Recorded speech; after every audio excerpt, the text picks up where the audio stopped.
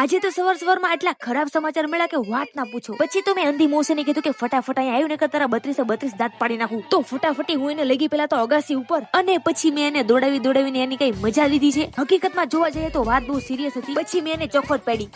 આપણે જે ઓલી ડેરી માંથી દૂધ અને ઘી લઈને ઈ ડેરી આપણે આર સ્કેમ કરે છે, સ્કેમ. પછી અંધી મોસીએ કીધું કે તું ભાનમાં તો છો ને, તું જે વસ્તુ બોલે છે એનો તને અંદાજો તો છે ને. મેં કીધું એ બધું માઈ ગયું, તું મારી વાત સાંભળ. હવે મેં કીધું કે આપણે ઘી લાવવું તો લાવવું ક્યાંથી? મોટા ભાગની ડેરીઓમાં સ્કેમ ચાલી રહ્યા છે, ગમે એટલું મોંઘું ઘી મંગાવીએ સારું નથી આવતું. પછી એને મને કીધું કે તું 2 મિનિટ રૂકી જા, હું હમણાં આવું છું.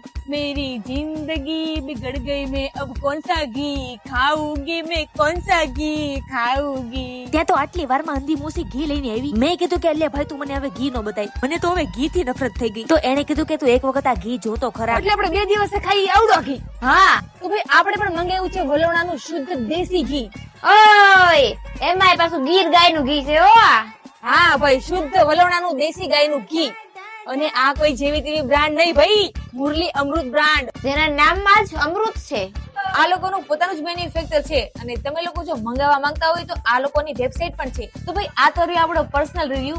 તો તમે પણ જલ્દીથી મંગાવો ગીર ગાયનું દેશી ઘી.